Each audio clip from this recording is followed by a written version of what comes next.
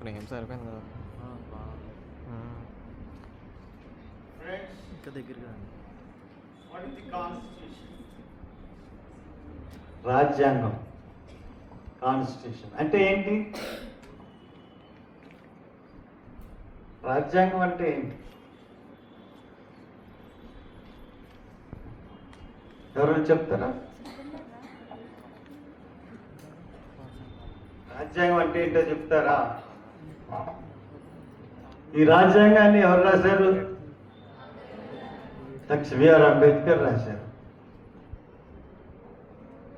ఆయన ఈ రాజ్యాంగాన్ని ఈరోజు అంటే నవంబర్ 26ని 1949 సంవత్సరంలో ఈ రాజ్యాంగాన్ని పార్లమెంట్కి సమర్పించారు. మీకు ఫోటో కనబడుతూ ఉంటుంది. ఓ పక్కన president of India Rajendra Prasad and Jawaharlal Nehru, Sardar Vallabhbhai Patel, ఇంకో ఇద్దరు స్పీకర్స్ ఎవరో ఉంటారు. లోక్సభ స్పీకర్ అప్పుడు ఎవరో తెలీదు. And then Sarvepalli Radhakrishnan is the vice president and Rajya Sabha speaker.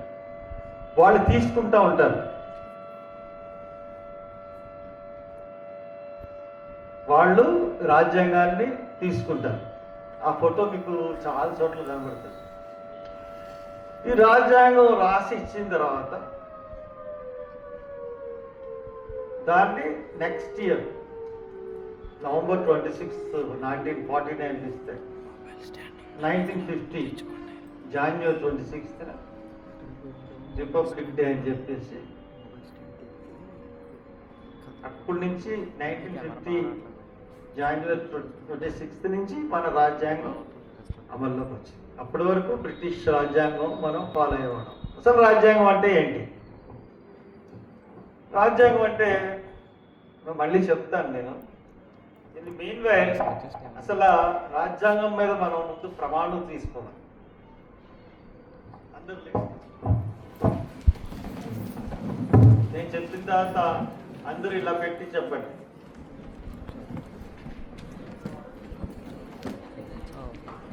మనం రాజ్యాంగం మీద ప్రమాణం చేస్తాం. ప్రియాంబుల్ అంటారు. We the people of India have resolved to constitute India into a sovereign socialist, secular and democratic republic, and to secure to all its citizens justice, social, economic and political,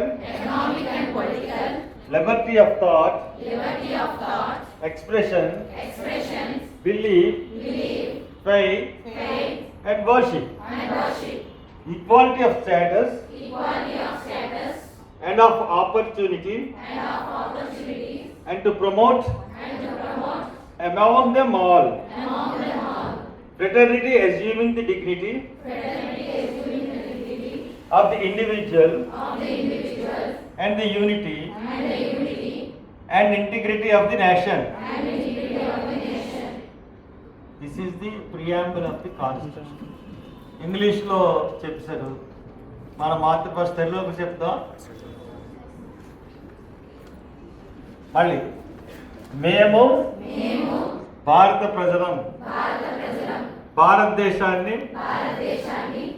స్వతంత్ర సామ్యవాద లౌకిక ప్రజాస్వామ్య గణతంత్రంగా ఏర్పరచుటకు అందరి పౌరులకు సామాజిక ఆర్థిక రాజకీయ న్యాయము విచార అభివ్యక్తి విశ్వాస ధర్మాచరణ స్వేచ్ఛ అవకాశ సమానత్వము మరియు వారిలో వ్యక్తిగత గౌరవం దేశ ఐక్యత అఖండతను వృద్ధిపరచు సౌభ్రాతృత్వము భద్రపరచుటకై ఈ రాజ్యాంగమును స్వీకరించుచు ప్రవచరించుచు మనకే మనము ఇస్తున్నాము. కూర్చో.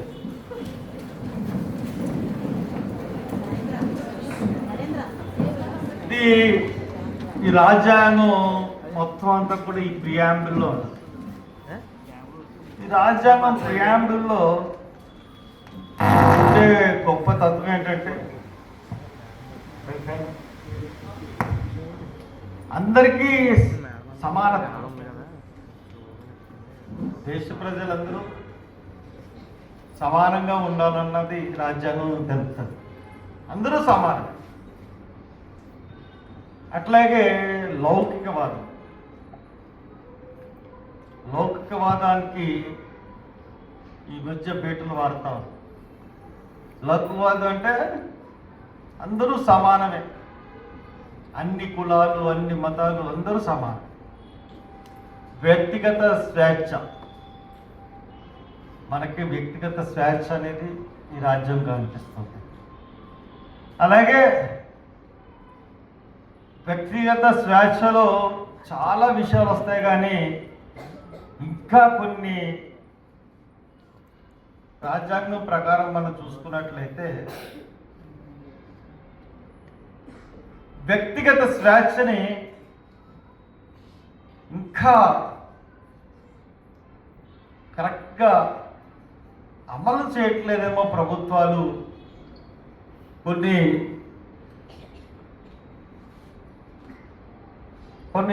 అడ్డంకులు, నియమాలు, నిబంధనలు అని చెప్పి అడ్డుకుంటున్నాయేమో అన్న ఒక అనుమానం కూడా నాకు కలుగుతూ ఉంటుంది.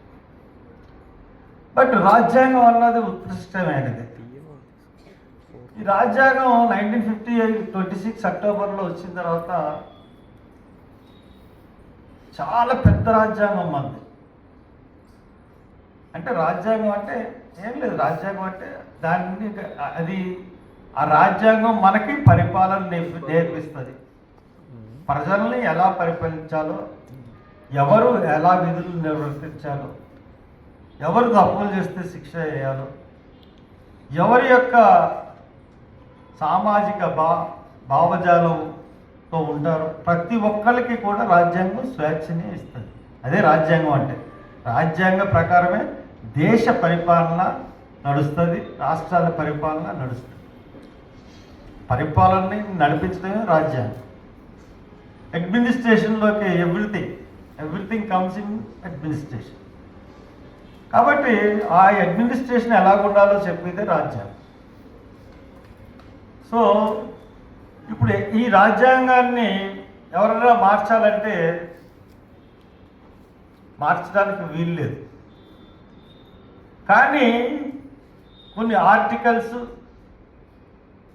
మార్చవచ్చు. ఏ విధంగా?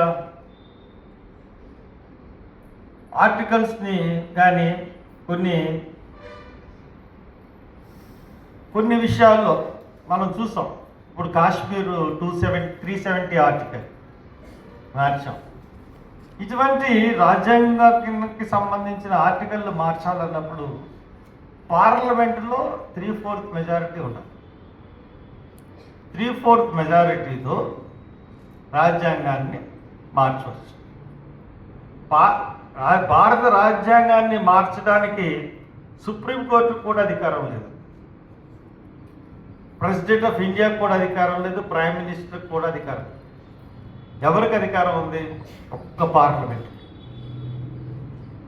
పార్లమెంటే చట్టాలు చేస్తుంది. కాబట్టి ఎనీ ఆర్టికల్ని ఏదన్నా సరే దాన్ని యొక్క మౌలిక స్వరూపం మార్చకుండా రాజ్యాంగంలో కొన్ని అమెండ్మెంట్స్ అన్నాయి మనం రాజ్యాంగంలో చేసుకోవచ్చు. That is the greatness of the Indian constitution.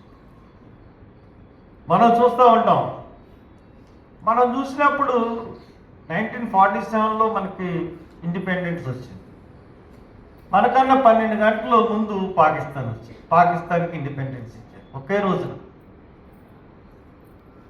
కానీ పాకిస్తాన్లో రాజ్యాంగం ఎలా ఉంది, మన రాజ్యాంగం ఎలా ఉంది, శ్రీలంకలో రాజ్యాంగం ఎలా ఉంది, బంగ్లాదేశ్లో రాజ్యాంగం ఎలా ఉంది, నేపాల్లో రాజ్యాంగం ఎలా ఉంది, మన చుట్టుపక్కల దేశాల్లో రాజ్యాంగాలు ఎలా ఉన్నాయంటే మనం ఆశ్చర్యపోయే విధంగా ఉంటుంది. పాకిస్తాన్లో ఎప్పుడు కూడా సైనిక పరిపాలన, ప్రజాస్వామ్యంగా ఎన్నికైన ప్రభుత్వాలని సైనిక పరిపాలనలో ఉన్నటువంటి అధ్యక్షులు ప్రభుత్వాన్ని కూలగొట్టి వాళ్ళ అధికారంలోకి వచ్చేస్తారు.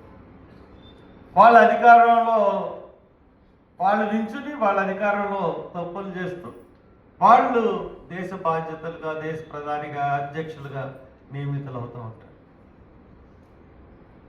భారతదేశంలో 47 తర్వాత ఇప్పటి వరకు కూడా అటువంటి సందర్భం అన్నది ఇప్పటి వరకు రాలేదు. స్వాతంత్రం వచ్చింది. దానికి కారణం ఏంటి? Indian constitution. మొన్న శ్రీలంకలో చూసాం, తిరుగుబాటు వచ్చింది. తిరుగుబాటు వచ్చి మొత్తం షాపులు ఎక్కడికెక్కడ గొడవలు, దోపిడీలు అవి ఇవి చేసుకుని ఆఖరికి మళ్ళీ ప్రజాస్వామ్యయుతంగా మళ్ళీ ఒక ప్రభుత్వం ఏర్పడింది, కమ్యూనిస్ట్ ప్రభుత్వం. మొన్న బంగ్లాదేశ్లో తిరుగుబాటు చేశారు. తిరుగుబాటు చేసి ప్రైమ్ మినిస్టర్నే తరిమేశారు. ఆవిడ ఇండియాలో తలదాచుకుంటాం. ఆవిడ ఆప్షన్స్లో ఆవిడకి మరణ శిక్ష వేశారు. అటువంటి పోకడలకు అంటే నియంతృత్వ పోకడల్ని భారత రాజ్యాంగం నిరోధిస్తారు. ఎవరు నియంతృత్వం వైపు మళ్ళినా ప్రజా విప్లవం అన్నది వస్తుంది. అది లేకుండా చేయడమే భారత రాజ్యాంగం యొక్క గొప్ప విశిష్టత. ప్రధానమంత్రి ఒక డిసిషన్ తీసుకుంటే చేయలేడు, అతనికి ఇష్టం ఉన్నా ఇష్టం లేకపోయినా చేయలేడు. ఎవరు చేస్తారు? మంత్రివర్గం చేస్తారు. అలాగే సీఎం ఉన్నాడు, నేను ఇది చేసేస్తానంటే కుదరదు, మంత్రివర్గం ఆమోదించాలి. That is the greatness of our constituency. Constitution. So మన కాన్స్టిట్యూషన్లో ఇవన్నీ పొందుపరిచినాయి కాబట్టి భారత రాజ్యం ఉత్కృష్టమైనది అన్నారు. నేపాల్లో కూడా చూశారు కదా, ప్రైమ్ మినిస్టర్లు మారిపోవడం, అది చేంజ్, మతి చెందడం అన్నీ మనం చాలా సహజంగా చూస్తాం. కానీ నేపాల్లో రాజు మీద తిరుగుబాటు, అది మళ్ళీ ప్రధానమంత్రులు మార్చడం, ఇవన్నీ మనకి కనపడతా ఉంటాయి. కాబట్టి ఈ అన్నిటితో కంపేర్ చేసుకుని పోల్చుకుంటే భారత రాజ్యాంగం అన్నది చాలా గొప్పగా మనకి కనపడుతుంది. అందరికీ సమానం, అందరికీ స్వేచ్ఛ హక్కు, అందరికీ విద్యా హక్కు, అందరికీ పనిచేసే హక్కు, ఎన్నో అమెండ్మెంట్స్ని మళ్ళీ రాజ్యాంగం రాసిన తర్వాత తీసుకొచ్చారు. ఉపాధి హామీ హక్కు, పని చేయడానికి రాజ్యాంగం మనకు హక్కునిచ్చింది.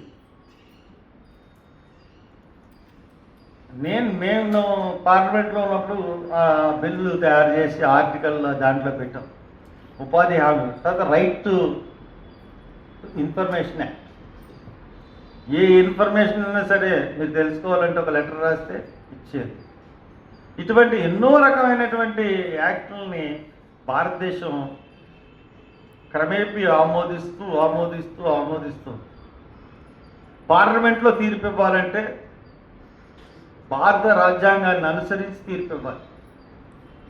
లేదు నేను ఇష్టానుసారంగా తీర్పు ఇస్తానడానికి there is no right for supreme court. భారత రాజ్యాంగానికి లోబడే సుప్రీంకోర్టు తీర్పులు ఇవ్వాలి. అది భారత రాజ్యాంగం. సో దట్ మీకు భారత రాజ్యాంగం గురించి అర్థమైందా? అర్థం అవ్వలేదా? అర్థమైందా? Yes sir. ఓకే. ఇది సింపుల్గా భారత రాజ్యాంగం అంటే ఏంటి, ఎలాగా ఉంటుంది, ఎలాగా. ఎందుకంటే నేను చట్టసభల్లో అంటే చట్టాలు చేసే సభలో 10 సంవత్సరాలు ఉన్నాను. So that I have full knowledge about the parliament and the acts. అలాగే అసెంబ్లీలో అవి కొంచెం పరిమితానికి మించి ఆ రాష్ట్రానికి సంబంధించిన చట్టసభలు తయారు చేస్తూ ఉంటాయి. ఆఖరికి మళ్ళీ అవి కూడా పార్లమెంట్లో ఆమోదింపబడితేనే కానీ చట్టం అవ్వదు. రాజ్యాంగం పార్లమెంట్ చేసి చట్టాలు చేయడమే ప్రభుత్వం యొక్క ఇది. సో దట్ మీ అందరికీ కూడా సంవిధాన దినోత్సవం అంటే రాజ్యాంగ దినోత్సవ శుభాకాంక్షలు. ఇది చాలా బ్యూటిఫుల్గా ఆర్గనైజ్ చేసినందుకు మీ అందరిని, స్టాఫ్ని, ఆర్గనైజేషన్ అందరినీ కూడా చాలా బాగా, ఫస్ట్ టైం నా ఇంటర్ఫీరెన్స్ దీంట్లో లేదు. ఇంత బాగా చేసినందుకు మీ అందరికీ నేను ధన్యవాదాలు తెలుపుతూ, కృతజ్ఞతలు తెలుపుకుంటూ సెలవు తీసుకున్నాను.